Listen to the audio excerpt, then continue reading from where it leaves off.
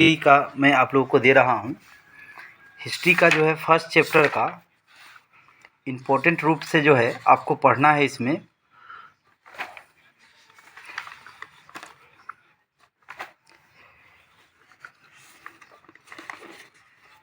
The partition of Bengal, ये बहुत important है। उसके बाद में फिर आते हैं, नेक्स्ट में हम लोग आते हैं स्वदेशी मूवमेंट, इससे पढ़ना है आपको। फिर उसके बाद में अब आ जाते हैं नेशनलिज्म, स्वदेशी movement in the national Congress, इससे पढ़ना है क्वेश्चन। फिर उसके बाद में कंट्रीब्यूशन ऑफ द स्वदेशी मूवमेंट, इससे एक दो क्वेश्चन ही रहते हैं ज़्यादातर करके। और क्वेश्चन नंबर इम्पोर्टेंट जो कीवर्ड है, समरी जो है, उसमें ये वाला पॉइंट्स को आपको विशेष रूप से देखना है। इस पॉइंट्स को, Bengal was the reunited on the 12th December 1911 as the royal proclamations of Delhi as a result of the reunification, ये वाला आपको अच्छा से ध्यान दे करके पढ़ लेना है। चैप्टर 2 में आते हैं हम लोग, rises of Gandhi and the freedom moment of the India, इसमें आते हैं। इसमें हम लोग को जालियांवाला बाग जो है वो वाला पढ़ लेना है। उसके बाद में आपको बताते हैं साइमन कमीशन, इससे क्वेश्चंस आते हैं साइमन कमीशन से। फिर उसके बाद में आप आ जाइए, इरविक एक्ट से आते हैं क्वेश्चन। फिर उसके बाद में हम लोग आते हैं नेक्स्ट, इंडियन इंडिपेंडेंस लीग, इससे क्वेश्चंस आते हैं। फिर उसके बाद आते हैं चैप्टर 3 में आते हैं, revolt of the 1857 India and impact of the Assam, ये मोस्ट इम्पोर्टेंट है, इससे क्वेश्चन आएंगे ही आएंगे।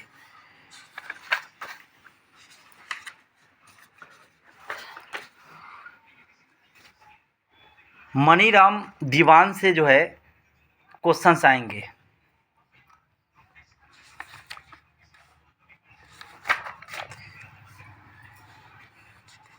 फिर rises of the pheasant revolt of Assam, इससे क्वेश्चंस आएंगे।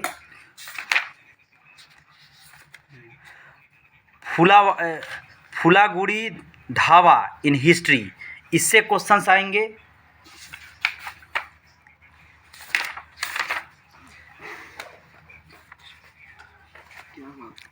फिर उसके बाद में हम आते हैं चैप्टर 4 में आते हैं, Indian freedom movement and the national awakening in Assam's, इस चैप्टर से क्वेश्चंस आते ही आते हैं।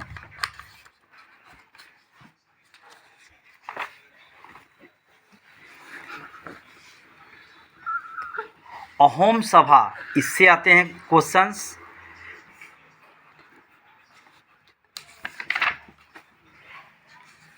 उसके बाद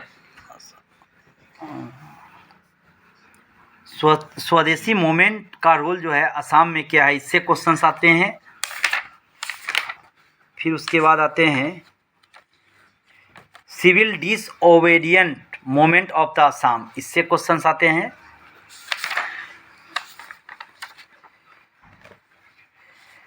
और ministry of the Gopinath Bordoloi, इनसे क्वेश्चंस आते हैं।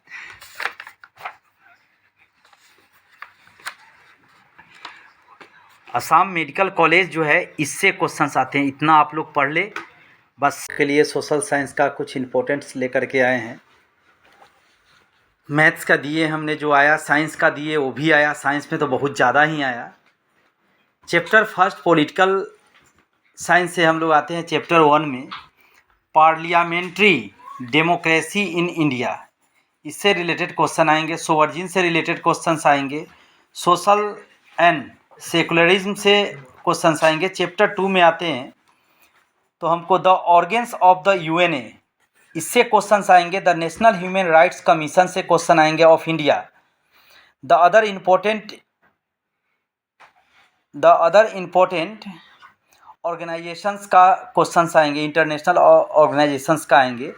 इकोनॉमिक्स चैप्टर 1 में आते हैं what is a barter system से क्वेश्चन आएंगे, what is money and write its functions, what is cheque money, इससे क्वेश्चन आएंगे, व्हाट इज़ ब्लैक मनी, इससे क्वेश्चन आएंगे, what is bank, write the functions of the commercial bank का आएंगे। Chapter 2 में आते हैं 5 years plan of India, last का जो है उससे क्वेश्चंस आएंगे, what is the economic planning, 100% question आएंगे। Current 5 years plan of the Assam and child labour से क्वेश्चंस आएंगे आपको।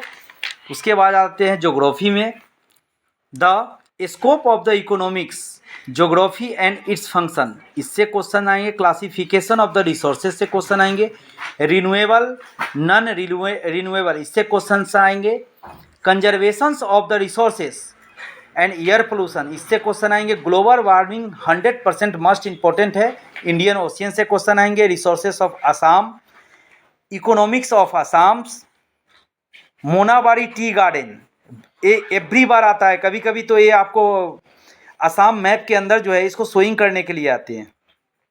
उसके बाद में ड्रॉ द आसाम मैप, बहुत इंपॉर्टेंट रहेगा, जिसमें आपको यूनिवर्सिटी दिखाना होगा या उसमें कोल फील्ड दिखाना पड़ेगा या हो सके तो उसमें टी गार्डन दिखाना पड़ेगा। बस मैं इतना दे रहा हूँ, आप लोग ध्यान से पढ़े। ज़रूर है कि आपको 60% मार्क स्कोर होंगे। All the best, thank you.